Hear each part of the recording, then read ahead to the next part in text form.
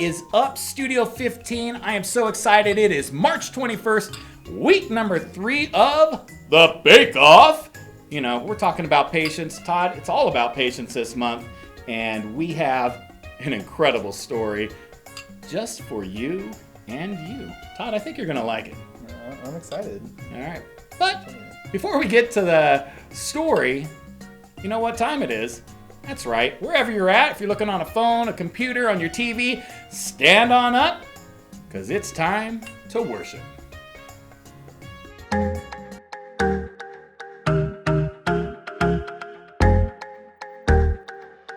Sometimes it's hard to wait for all the things that I want.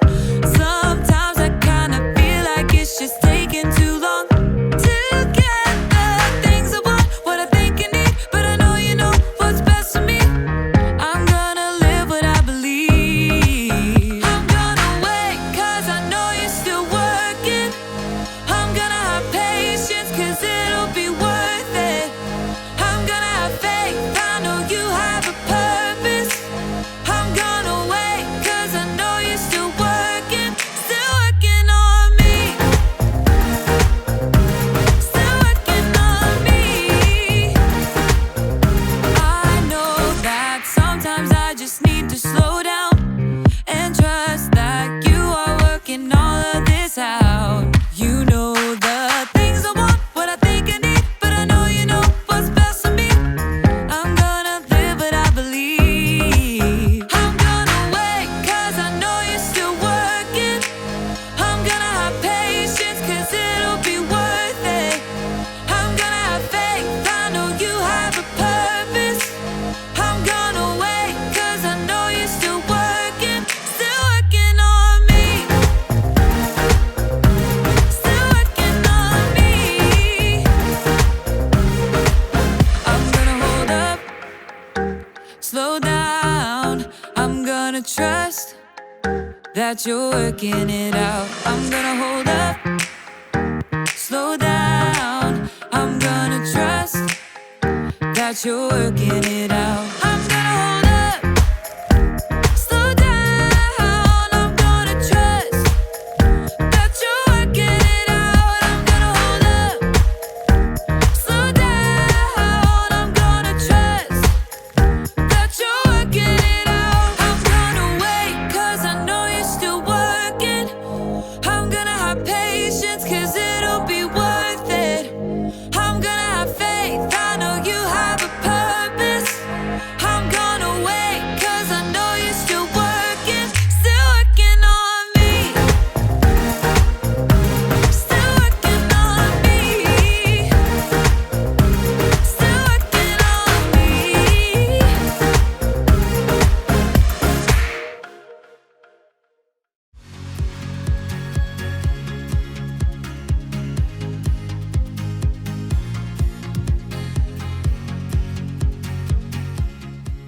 The first step will be to mix together precisely 1 cup of sugar with 1/2 cup of softened butter.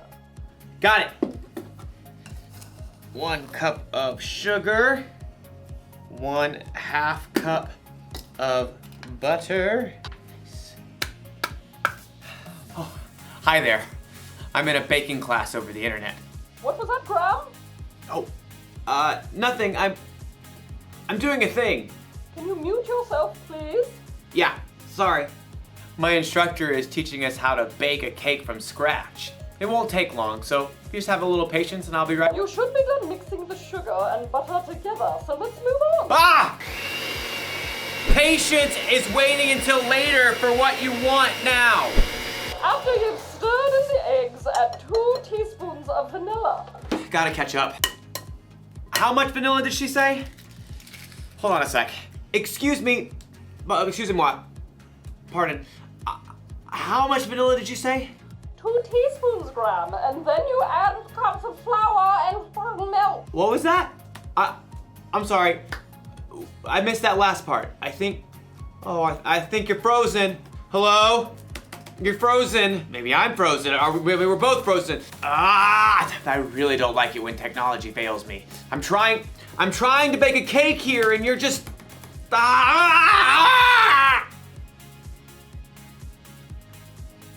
and I have to wait until it unfreezes before I can make my cake. You know, sometimes we have to wait for things when we really, really don't want to. Just like in today's story. And sometimes, also like in today's story, we don't wait. I am making this cake. How much milk and flour did she say? I don't know. We'll see you soon. Oh! Yeah. Ah. Yeah.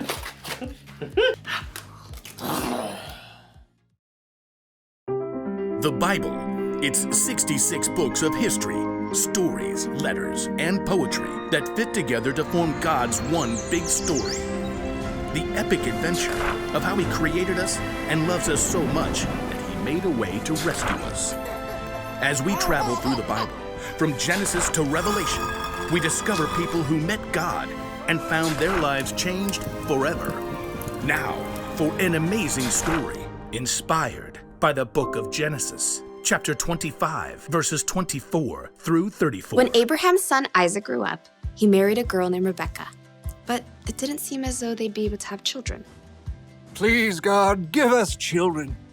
But God answered Isaac's prayers, and Rebekah became pregnant with twins. Isaac, I'm pretty sure they're having a wrestling match in here. Oh, definitely boys. Rebekah asked God about the struggle she could feel. He told her, 2 nations are in your body. One nation will be stronger than the other. The older son will serve the younger one.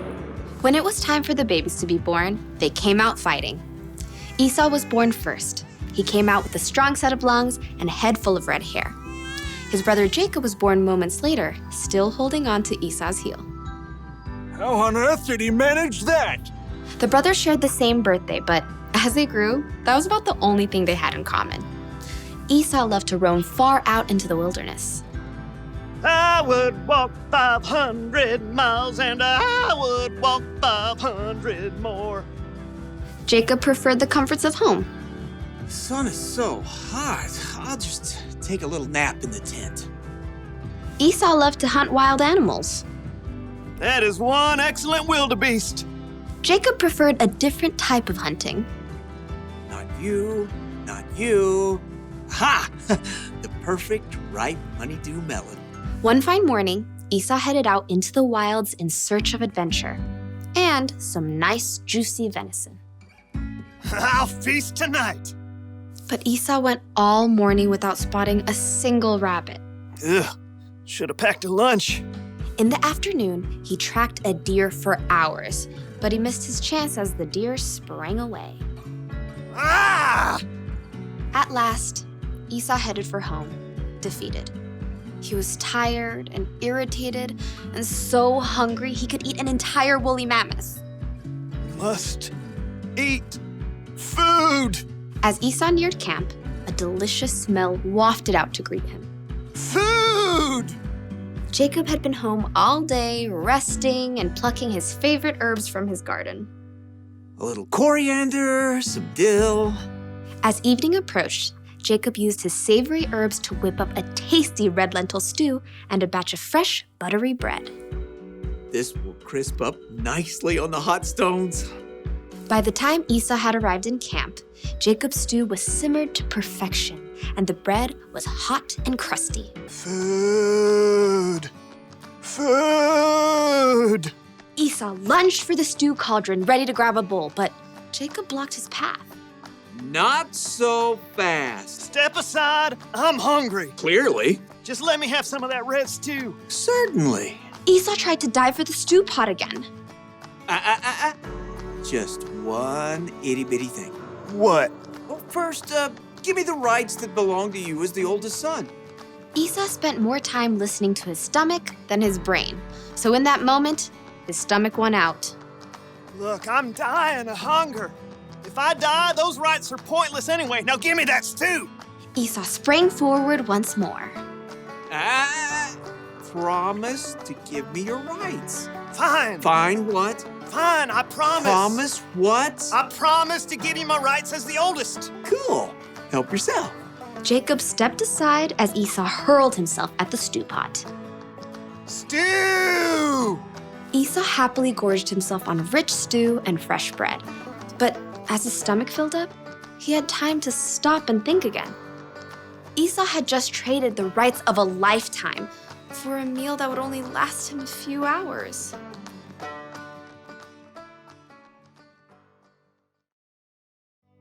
Let me give you a little advice. Don't bake angry. Instead of making a cake, you end up making a mess. That's what happens when you lose patience.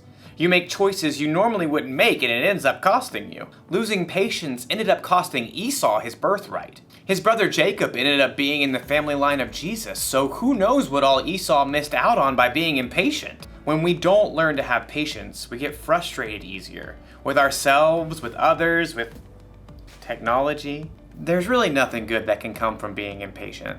So think about that when you're waiting for your turn on a video game, or when you're waiting to say something while someone else is talking, or when you're waiting for the internet to hurry up and start working again. Having patience is better than losing it. Slow down. Or you could hurt yourself or someone else.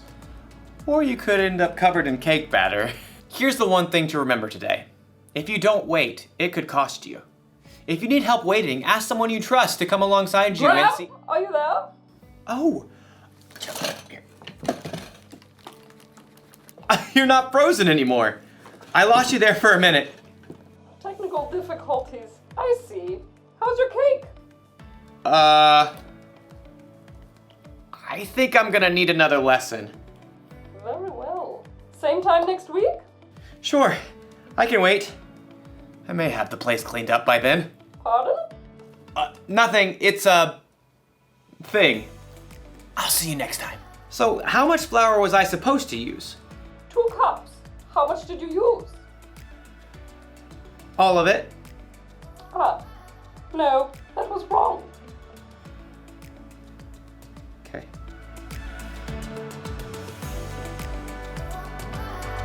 Wow, what an incredible story. What an incredible lack of patience.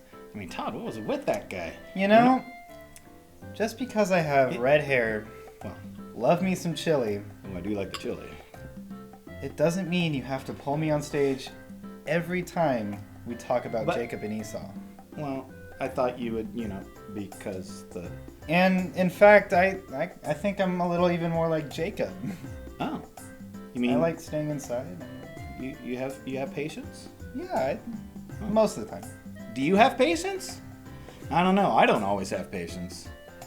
Oh, well, you know what? Next week, March 28th, it's something called Palm Sunday, and we would love to see you here live. So, remember, 9:30 every Sunday morning, right here at the studio. It could be you, it could be me, it could be Todd. It's going to be a lot of fun. See you next week.